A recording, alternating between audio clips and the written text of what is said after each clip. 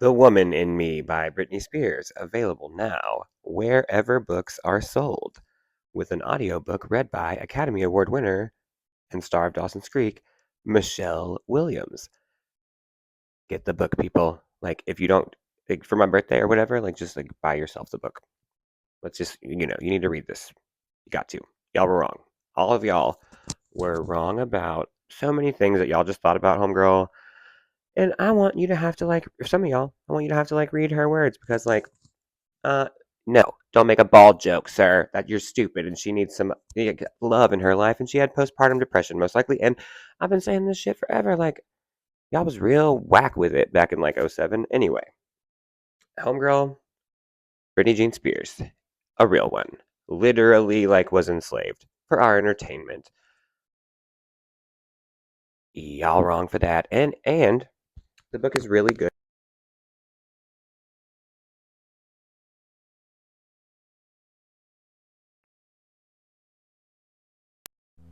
And um I think even if you don't know much about what happened or her life or anything like that, you should be able to get something from the book. So, in honor of that, I'm actually rereading it now. I'm on chapter 13. This is the copy that I got to use and like bring around with me. So that's why it has like a library cover. This is actually a library copy. I didn't know it was going to come with the cover, but it's kind of laminated, which is cool. Anyway, I'm on chapter 13. So, I'm going to read you a little excerpt. When Justin began making his first solo album, Justified, fucking gross, he started being very standoffish with me. I think that was because he'd decided to use me as ammunition for his record, and so it made it awkward for him to be around me, staring at him with all the affection and devotion. Ultimately, he ended our relationship by text message while I was on the set for the video Overprotected remix by Darkchild. After seeing the message, I sat in my trailer between takes. I had to go back out and dance. Text message, sir. Like, first of all, how you cheat on Britney Spears multiple times, like, the goat, and like be holding some bitch's hand on a balcony in New Orleans, like when you're married to Jessica Biel, like, sir, you don't get unlimited baddies. Like, what are you doing? Also, why you dance like that, bruh? Like, you look like a half drunk, like North Mississippi PE teacher. Just like, what are you doing? Ew, faux shiz, faux shiz, faux shiz. Like, no, it's giving gross. Like, and then the way, who acts like that one? Okay, sir. You got a DUI because you're stupid. Like, don't act like he should know who the fuck you are. Like, Bye Bye Bye is not a generations spanning classic. Okay? It ain't fucking toxic. Anyway. For as much as Justin hurt me, pig, there was a huge foundation of love, and when he left me, I was devastated. When I say devastated, I mean I could barely speak for months. Whenever anyone asked me about him, all I could do was cry. I don't know if I was clinically in shock, but it felt that way. Everyone who knew me thought something was wrong. Wrong with me, really wrong. I went back home to Kentwood and I couldn't talk to my family or friends. I barely left the house. I was that messed up. I lay in my bed and stared at the ceiling. Justin flew out to Louisiana to visit me. He brought me a long letter he'd written and framed. Sir, you oh my god! Like, how do people out there like, oh, I love him. Oh, I love him. I love him. Oh, like, bro, there's not like one fucking banger that's gonna be around in 10 years anyway. But what, like, first of all, Timbaland spoon fed him hits, literally. Like, what Justin Timberlake song was a banger that wasn't Timbaland? I mean, I don't know. I don't think Suit and Tie is that fucking good, really. It's annoying. Like, and then whatever he's doing now, and that weird, like, hacky sack dance, like, bro, just cash it in. There's no world tour. You're barely doing fucking Vegas numbers. You know what I mean? Not to throw shade at Vegas, because one iconic pop star changed the entire landscape of Las Vegas entertainment by her fucking self while she was being enslaved, human trafficked, and fucking abused. So anyway, that he'd written and framed. I still have it under my bed. Oh, that just got real country, didn't it? Oh no. I still have it under my bed. And at the end, it said, It makes me want to cry to think about it. I can't breathe without you. Those are the last words in the letter. Reading that, I thought, damn, he's a good writer, because that was exactly how I felt. It almost felt like I was suffocating, like I couldn't breathe. After all that had happened, the thing is, though, even after I saw him and read the letter, I didn't come out of the trance. He did all that. He came there to see me, and I still couldn't talk to him or anybody. Well, I was only going to do one chapter. I'm going to keep reading anyway. We'll see how much I leave in the video. Just buy the book, y'all. Just get the fucking book. Like, we all owe her. Everybody owes her. Like, even me. I thought her dad was helping at first. Like, I didn't realize that every single motherfucker in the Stanley Mosque courthouse is corrupt, or that Judge Reva Goetz, who I think retired and is probably living her best life, was corrupt as fuck, or that Judge Brenda Penny, conflict of interest and corrupt as fuck, or that fucking Jamie Spears will be running around saying, I'm Britney Spears now? You old motherfucker with one leg, you better shut the fucking front door. I took a picture with Homeboy in Las Vegas, and if I knew then what I know now, I would, like, probably still be in a prison in Las Vegas. And Britney would be, like, putting ramen on my books or something, because I would have fucking shanked that bitch in the stomach. Anyway, I have a list. Like, it's on site. I've never said that in my life and meant it, but, like, literally, they're all, like, everybody. I'm, like, mad at everybody. I'm like, okay, if you sat next to her on the fucking X Factor and saw some weird whack ass shit and didn't say anything for all this time, like, you can get these hands to sir, ma'am, whoever. Y'all know who you are. If you hosted the X Factor, if you produced a whole album and a single and a video, and then release some old ass song as a new song after, and like whatever the fuck that is, sir, we share a name. You give Williams a bad name. I'm just saying, on site.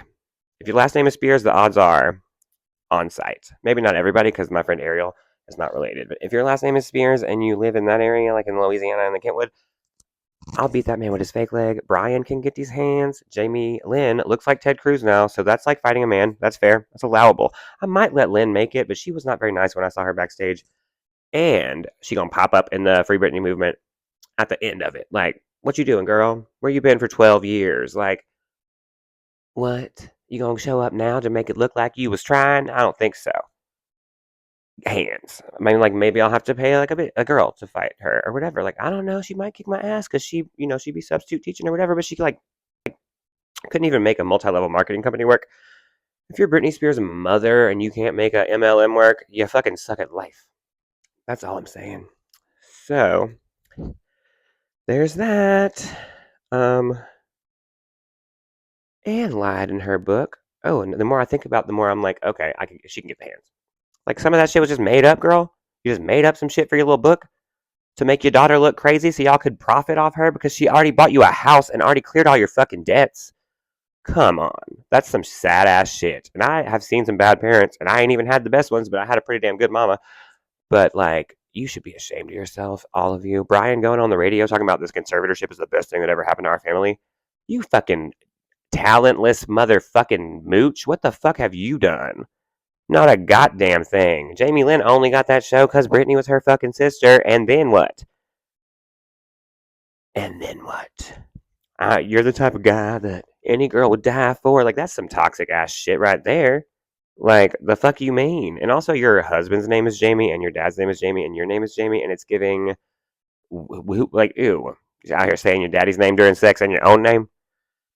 Girl. Anyway, honestly, I think Britney's sons are 18 now, and if they don't get their shit right and realize who the fuck their mama is, they can get these hands too. I'm telling y'all. All of these people, Lou M. Taylor, Mary Louise Taylor, whatever her fucking bitch ass name is, looking like Arnold Schwarzenegger ass bitch, ass busted, ass face, ass neck, ass bitch. Get the hands. I hope they're implemented in the Diddy lawsuits. I hope they're charged. I hope TriStar is fucking evaluated, investigated, and fucking. If my house had to burn down, they should burn down TriStar. I'm not saying I'm going to. This is not a threat or anything else, and this is all opinion. And to channel my inner that surprise witness, facts ain't defamation, and neither is making a little book video. Okay, thank you. So there's a part in the book. There's a part where Brittany says her parents got back together after 8 years or something, and then she's like, they sat on the fucking couch and watched fucking Criminal Minds every night. Who does that? And I'm like, girl, like, I do that. Like, I think a lot of people do that. Like, I don't have to do that. We can do something else. But I do be doing that. You know what I'm saying? It's like, girl, what? I mean, fuck your parents for sure. I just said I'll fight them both.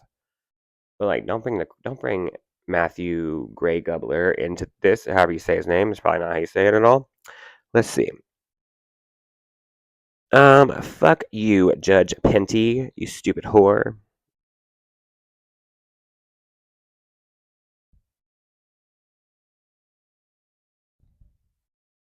Okay, let me find this place.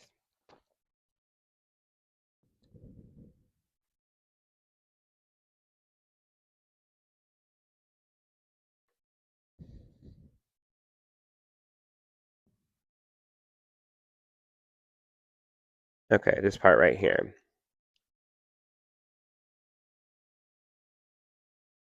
This part, I like this part really is my favorite part.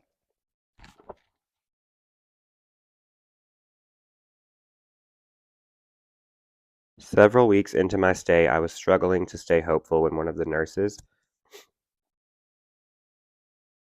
I'll cut that out. My nose is fucked up. When one of the nurses, the only one who was real as hell,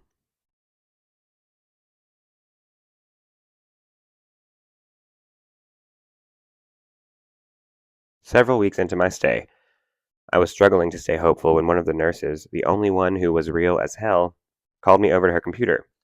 Look at this, she said. I peered at her computer and tried to make sense of what I was seeing. It was women on a talk show talking about me and the conservatorship. One was wearing a hashtag Free Britney t-shirt, which we know that was Miss Eve on the talk. Kudos to Eve. She's on the opposite of the Get These Hands list. She's on the, I don't know what the opposite of that is, like the Get These Compliments list, right? Like whatever we gotta say. Okay. The nurse showed me clips of other things too. Fans saying they were trying to figure out if I was being held somewhere against my will, talking about how much my music meant to them and how they hated to think I was suffering now and they wanted to help. And just by doing that, they did help. All the things the nurse was seeing, everyone at the hospital was seeing too. The doctor eventually noticed that people around the world were asking why I was still locked up and it was all over the news. The same way I believe that I can sense how someone is feeling in Nebraska, I think my connection to my fans helped them subconsciously know that I was in danger. We have a connection, no matter where we are in space. Even if you're on the other side of the country or the world, on some level, we are bound together. Fans of mine, even though I hadn't said anything online or in the press about being confined, they just seemed to know. Seeing them marching in the streets chanting Free Britney, that was the most amazing thing I'd seen in my entire life. I know some people laughed at it and they saw the pink t shirts with my name and said, "What kind of cause is this?" But if they really knew what I was going through and understood the connection I have with my fans, I don't think they would have laughed. The truth is, I was being held against my will, and I did long to know that people might care whether I lived or died. What do we have except our connections to one another? And what stronger bond is there than music? Everyone who spoke out for me helped me survive that hard year, and the work they did helped me win my freedom. I don't think people knew how much the Free Britney movement meant to me, especially in the beginning. Toward the end, when the court hearings were going on, seeing people advocating for me meant a whole lot, but when it first happened, that got my heart because I was not okay. Not at all. And the fact that my friends and my fans sensed what was happening and did all of that for me, that's a debt I can never repay. If you stood up for me when I could not stand up for myself from the bottom of my heart, thank you. And that shit blows my mind because, first of all, ma'am, that's not a debt. Like, you don't owe nobody nothing. You don't owe me nothing. I was a Free Britney supporter earlier on. I could get into my laundry list of things that I did during that time to like help and to raise awareness or whatever, but like that's not really relevant to this video. But I'm just saying, when she says those people, she was talking to me too. And she calls it a debt. Like, you have saved my life, Miss Britney Jean Spears, like almost every day for fucking at least 20 years, right? Like longer.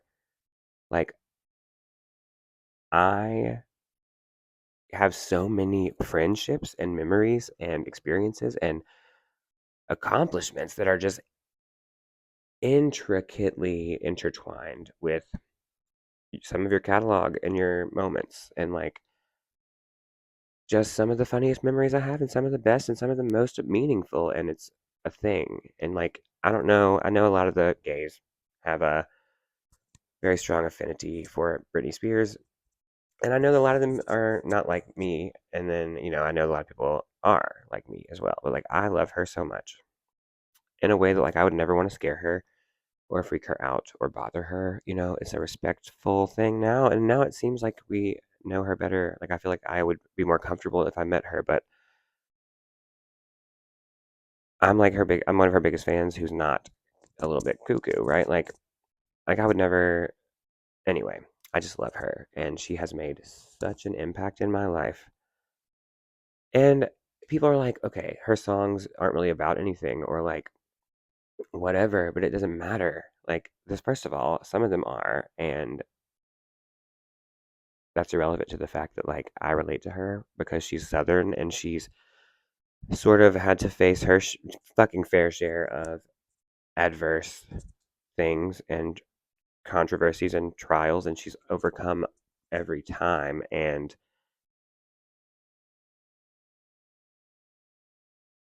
I genuinely love her. Like, I always say, like, I will get the opportunity one day, maybe like sit down with her for half an hour to talk about, just to have a conversation. And I really, really feel like that's going to happen one day. Cause like, I mean, like, I just feel like it's going to happen. So, but if it doesn't, that's fine too. I just really would love the opportunity to be able to properly tell her thank you in a way that I feel like she would get it. Like, I'd be like, listen, sis, like, I love her. I love her Instagram videos. I don't think anything she's doing is weird or wrong. And I think that people in a lot of those situations, as far as their responses to that, are looking for a thing and they're finding it. You're usually going to find what you're looking for, right? If you're thinking that I'm gay, then you're going to see that me is gay. Like, no, but seriously, she's spinning around and like, doing the same shit y'all you paid thousands of dollars to see. Homegirl's been spinning around since fucking 1993. Like, what are we doing? Let her live her life. Like, I wish she was comfortable enough to speak out publicly, to just to do a thing and like make the world shut the fuck up about all the speculative conspiracy things. And also, I do worry sometimes, but I wish she felt like doing that. She doesn't, and that's okay too. She's given us enough. Like, anything she does, this hat with the welcome skateboards thing, like, that's cool. The Monopoly, like, I'll do it. We'll be here if and when she's ready. And if she never gets to a place where she's ready, if she never gets there, that's okay too. As long as we never get there together or get there together. Like, I love her more than I could possibly love any other human being uh, in my life. And I don't know that my life would even be the same if she were not here. Like that meme that said, "I get to exist at the same time as Britney Spears." Like, motherfucking what? Right? Okay, that's the one. Like, how lucky are we? So anyway, I was saying all that ramble to say, like, it's not a debt. You don't have to repay anything. All you have to do to repay that debt is like enjoy your fucking life and don't let these motherfuckers around that are here for the wrong reason, and don't think that your impact and your status can be paralleled, because it cannot. Untouchable. The Britney Spears industrial complex, like, it's like, people. I mean, the things you went through are, even just what we know about them, the things that happened to her are fucking awful. And she has every fucking right to do whatever she wants to do for however long she wants to do it. And if you don't want to see my favorite human being fucking spinning around and dancing to a chopped up song on Instagram, then you better unfollow her and shut your mouth, okay? The Osbournes can also go on the get these hands list, because fuck you, sir. The fuck are you mumbling about? Like, she ain't hurting nobody. She ain't hurting nobody. She ain't doing nothing wrong.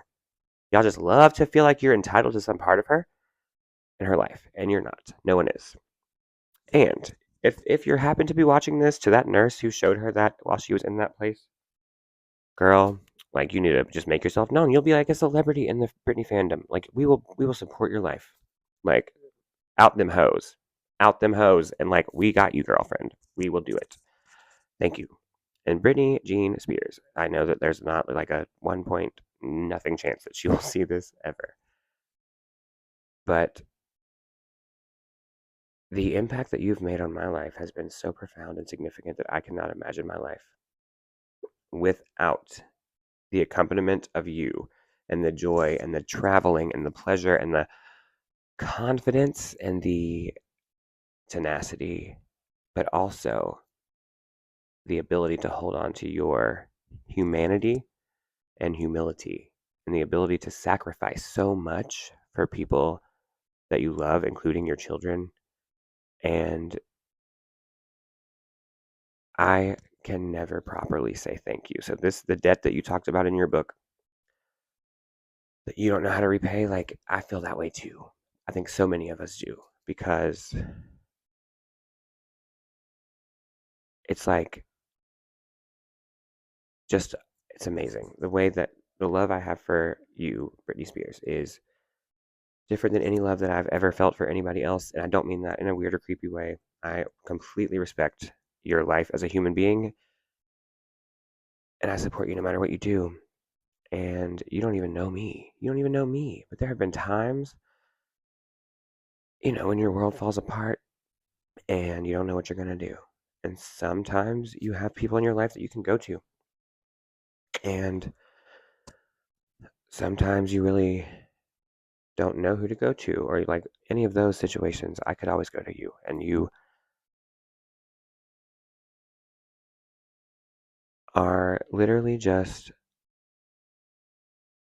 probably the biggest influence in my life overall, I think, in general. And we're similar because you're similar to everybody, and you're still kind, and you're still sensitive, and you're still human, and you're still awkward, and you're still genuine, and you're still just trying to have a good life. And you deserve that shit. Like more than I think that Britney Spears deserves happiness more than most people, probably more than I do.